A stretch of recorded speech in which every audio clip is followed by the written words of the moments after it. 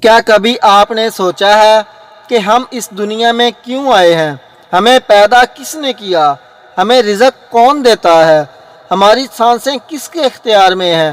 اور آخر وہ کون سی ہستی ہے جس کے بغیر ہم ایک لمحہ بھی زندہ نہیں رہ سکتے؟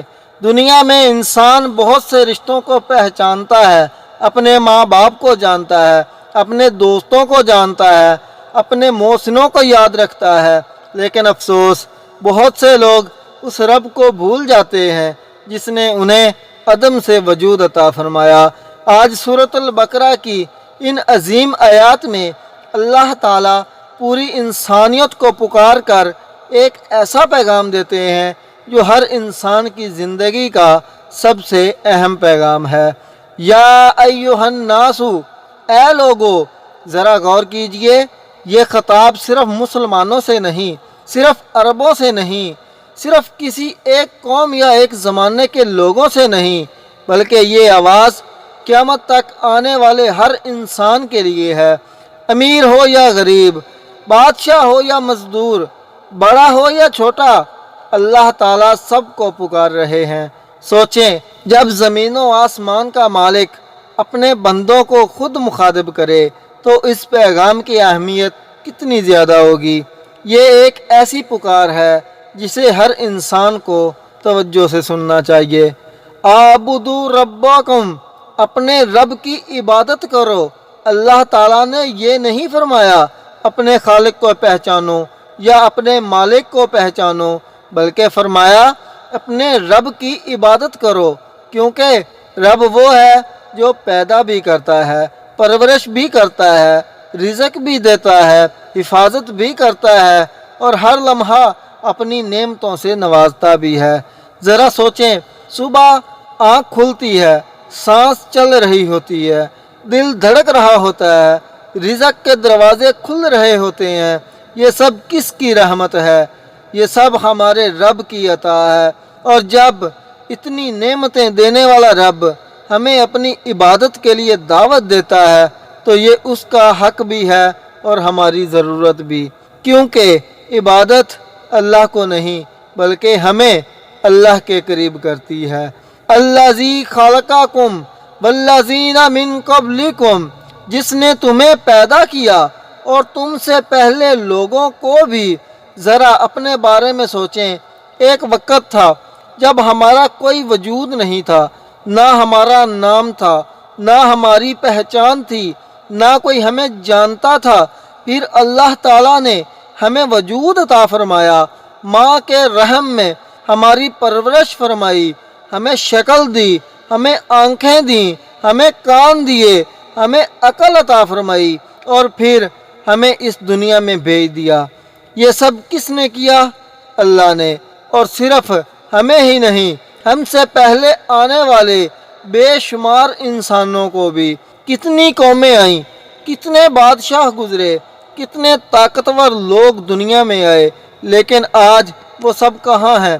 وہ دنیا سے چلے گئے اور ان کے بعد نئی نسلیں آ گئیں۔ یہی اللہ کی قدرت کی نشانی ہے۔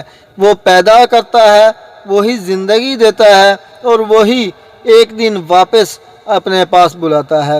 میرے بھائی، میری بہن، جب پیدا کرنے والا ایک ہی ہے تو عبادت کا حق بھی اسی کا ہونا چاہیے، کیونکہ جو نعمت دے اصل شکر کا مستحق بھی وہی ہوتا ہے۔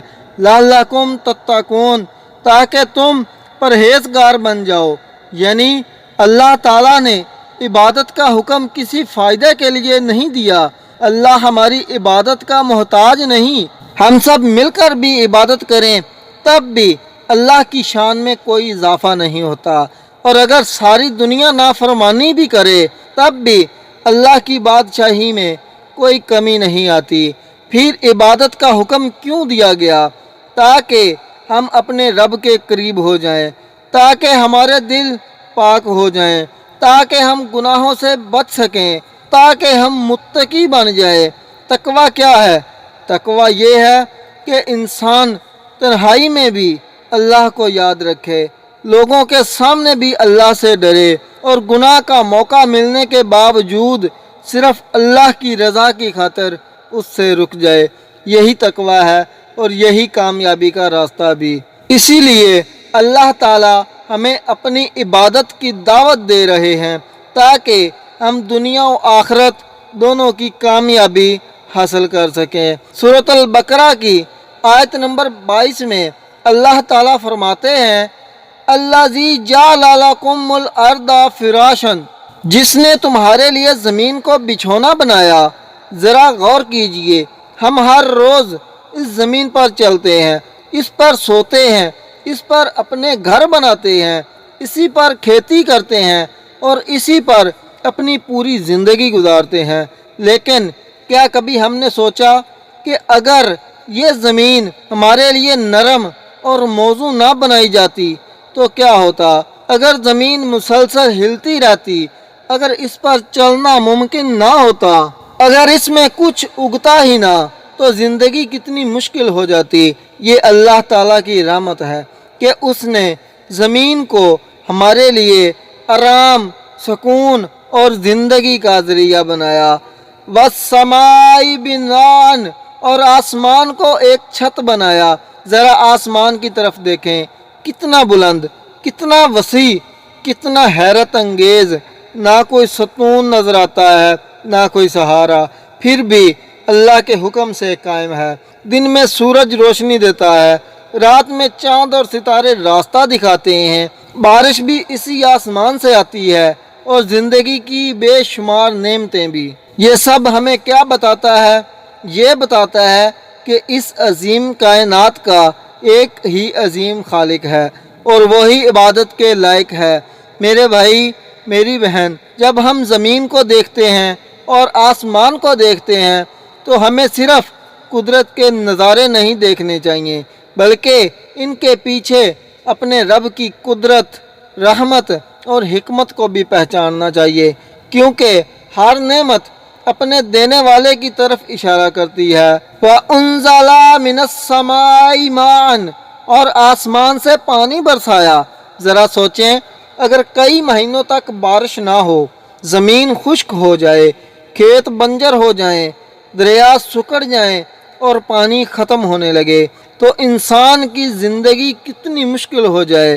پھر اللہ تعالیٰ بادلوں کو حکم دیتا ہے، بارش برستی ہے، سوکھی زمین دوبارہ زندہ ہو جاتی ہے، درخت ہرے بھرے ہو جاتے ہیں، کھیت لہلہا اٹھتے ہیں اور زندگی پھر سے مسکرانے لگتی ہے۔ یہ صرف بارش نہیں، یہ اللہ کی رحمت ہے جو آسمان سے زمین پر نازل ہوتی ہے۔ فَأَخْرَجَ بِهِ مِنَ الثَّمَرَاتِ رِزْقًا لَكُمْ، پھر اس پانی کے ذریعے تمہارے لیے پھل اور رزق پیدا کیا۔ ذرا اپنے دسترخوان کو دیکھیں، روٹی، پھل، سبزیاں، اناج، کھجوریں اور بے شمار نعمتیں۔ ہم روزانہ انہیں کھاتے ہیں لیکن اکثر یہ بھول جاتے ہیں کہ ان سب کا اصل دینے والا کون ہے۔ ایک چھوٹا سا بیج زمین میں ڈالا جاتا ہے، پھر اللہ کے حکم سے اس میں جان آتی ہے، پھر وہ پھوٹتا ہے، بڑھتا ہے، درخت بنتا ہے اور پھر انسانوں کے لیے پھل اور رزق بن جاتا ہے۔ یہ سب خود بخود نہیں ہوتا، یہ سب اللہ کی قدرت کا شاہکار ہے۔ میرے بھائی، میری بہن، جب بھی کھانا کھائیں تو صرف ذائقہ نہ محسوس کریں بلکہ اس رب کو بھی یاد کریں جس نے یہ نعمت آپ تک پہنچائی، کیونکہ رزق صرف کمائی سے نہیں ملتا، رزق اللہ کی عطا سے ملتا ہے، اور جس رب نے رزق دیا ہے وہی ہماری عبادت کا سب سے زیادہ حقدار ہے۔ فَلَا تَجْعَلُوا لِلَّهِ أَنْدَادًا، بس اللہ کے ساتھ کسی کو شریک نہ ٹھہراؤ۔ یعنی جب پیدا کرنے والا اللہ ہے، رزق دینے والا اللہ ہے، بارش برسانے والا اللہ ہے، زمین اور آسمان بنانے والا اللہ ہے، تو پھر عبادت کا حق بھی صرف اسی کا ہے۔ اسی سے دعا کی جائے، اسی پر بھروسہ کیا جائے، اسی سے امید رکھی جائے اور اسی کے سامنے ہی جھکا جائے۔ میرے بھائی، میری بہن، شرک صرف بتوں کے سامنے سجدہ کرنے کا نام نہیں، بلکہ جب انسان کسی مخلوق کے بارے میں وہ عقیدہ رکھ لے یا اس پر وہ اعتماد اور بھروسہ کر لے جو صرف اللہ تعالیٰ کا حق ہے، تو یہ بہت خطرناک گمراہی بن سکتی ہے۔ وَأَنْتُمْ تَعْلَمُونَ، حالانکہ تم جانتے ہو، یعنی تم جانتے ہو کہ یہ کائنات خود بخود وجود میں نہیں آئی، تم جانتے ہو کہ بارش تم خود نہیں برساتے، تم جانتے ہو کہ زمین سے رزق تم خود پیدا نہیں کرتے، تم جانتے ہو کہ زندگی اور موت اللہ کے اختیار میں ہے۔ پھر جب حقیقت اتنی واضح ہے تو اللہ کے ساتھ کسی اور کو کیوں شریک کیا جائے؟ یہ آیت ہمیں اپنے دل کا جائزہ لینے کی دعوت دیتی ہے۔ کیا ہماری امیدیں اللہ سے زیادہ لوگوں سے وابستہ تو نہیں؟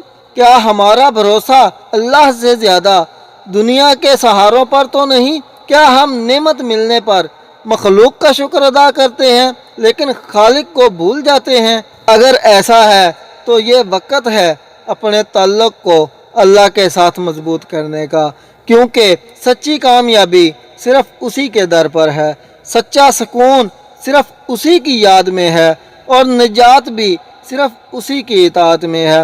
سورۃ بقرہ کی ان عظیم آیات میں اللہ تعالیٰ نے ہمیں یاد دلایا کہ وہی ہمارا رب ہے، وہی ہمارا خالق ہے، وہی ہمارا رازق ہے اور وہی عبادت کا حقدار ہے۔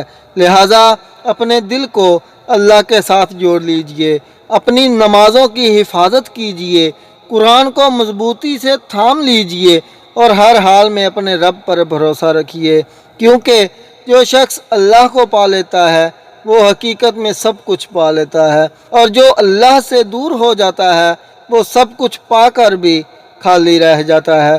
اے اللہ، ہمارے دلوں کو قرآن کے نور سے بھر دے، ہمیں حق کو پہچاننے، اس پر عمل کرنے اور اس پر ثابت قدم رہنے کی توفیق عطا فرما۔ ہمیں ہدایت پر ثابت قدم رکھ اور منافقت، غفلت اور گمراہی سے محفوظ فرما۔ آمین یا رب العالمین۔ اگر آپ قرآن کو آسان الفاظ میں سمجھنا چاہتے ہیں تو اس چینل کو سبسکرائب ضرور کر لیجئے اور یہ پیغام دوسروں تک بھی ضرور پہنچائیے۔ جزاک اللہ خیر۔ السلام علیکم ورحمۃ اللہ وبرکاتہ۔